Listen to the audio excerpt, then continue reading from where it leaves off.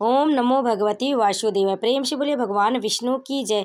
भक्तों, आज हम सुनेंगे कार्तिक मास की कथा, अध्याय 27।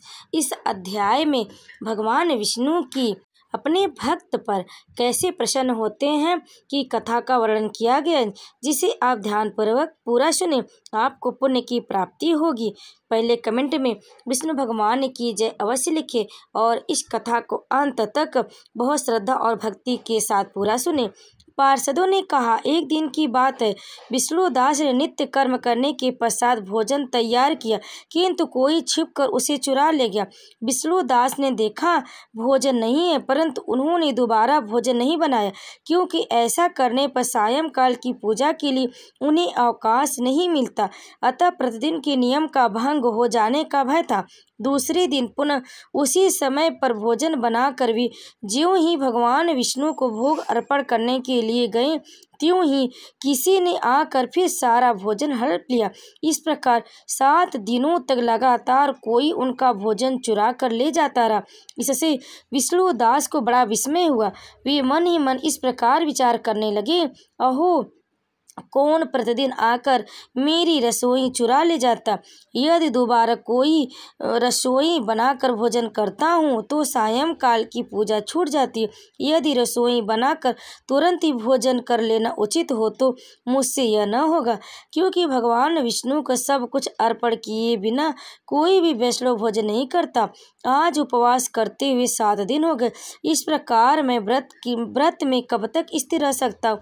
अच्छा, आज मैं रसोई की भली भांति रक्षा करूंगा। ऐसा निश्चय करके भोजन बनाने के पश्चात वे कहीं छिप कर खड़े हो गए। इतने में ही उन्हें एक चांडाल दिखाई दिया, जो रसोई का अन्न हरकर जाने के लिए तैयार खड़ा था।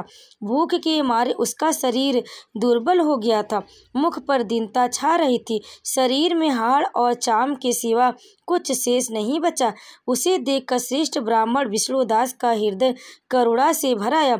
उन्होंने भोजन चुराने वाले चांडाल की ओर देखकर कहा, भैया जरा ठहरो ठहरो, क्यों रूखा सूखा खाते हो, यह घी तो ले लो। इस प्रकार कहते हुए विप्रवर विष्णुदास को आते देख ब्रज चांडाल भय के मारे बड़े वेग से भागा और कुछ ही दूरी पर मूर्छित होकर गिर पड़ा। चांडाल को भयभीत और मूर्छित देखकर द्विज श्रेष्ठ विष्णुदास बड़ी वेग से उसके समीप आए और दयावश अपने वस्त्र की छोर से उसको हवा करने लगे। तदंतर जब वह उठकर खड़ा हुआ, तब विष्णुदास ने देखा वहाँ चांडाल नहीं है, बल्कि साक्षात नारायण ही शंख चक्र और गदा धारण किए सामने उपस्थित है। अपने प्रभु को प्रत्यक्ष देखकर विष्णुदास सात्विक भावों के वशीभूत हो गए। वे वस्तुति और नमस्कार करने में भी समर्थ न हो सके। तब भगवान ने सात्विक व्रत का पालन करने वाले अपने भक्त विष्णुदास को छाती से लगा लिया और उन्हें अपने जैसा रूप देकर बैकुंठ धाम को ले चले। उस समय यज्ञ में दीक्षित हुए राजा चोल ने देखा विष्णुदास एक श्रेष्ठ विमान पर बैठकर भगवान विष्णु के समीप जा रहे हैं। विष्णुदास को बैकुंठ में जाते देख राजा ने शीघ्र ही अपने गुरु महर्षि मुद्गल को बुलाया और इस प्रकार कहना आरंभ किया, जिसके साथ स्पर्धा करके मैंने यह यज्ञ दान आदि कर्म का अनुष्ठान किया है, वह ब्राह्मण आज भगवान विष्णु का रूप धारण करके मुझसे पहले ही बैकुंठ धाम को जा रहा है। मैंने इस वैष्णो धाम में भली भांति दीक्षित होकर अग्नि में हवन किया और दान आदि के द्वारा ब्राह्मणों का मनोरथ पूर्ण किया, तथापि अभी तक भगवान विष्णु मुझ पर प्रसन्न नहीं हुए और इस विष्णुदास को केवल भक्ति के कारण ही श्री हरि ने प्रत्यक्ष दर्शन दिया। अतः जान पड़ता है कि भगवान केवल दान और यज्ञों से प्रसन्न नहीं होते, उन प्रभु का दर्शन कराने में भक्ति ही प्रधान कारण है।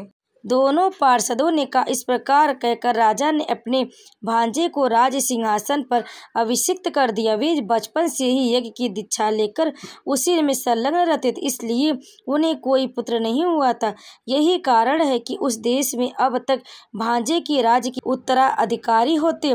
भांजे को राज देकर राजा यज्ञशाला में गए और यज्ञ कुंड के सामने खड़े होकर भगवान विष्णु को संबोधित करते हुए 3 बार उच्च स्वर से निम्नांकित वचन बोले। भगवान विष्णु, आप मुझे मन, वाणी, शरीर और क्रिया द्वारा होने वाले अविचल भक्ति प्रदान कीजिए। इस प्रकार वे सबकी देखते देखते अग्नि कुंड में कूद पड़े।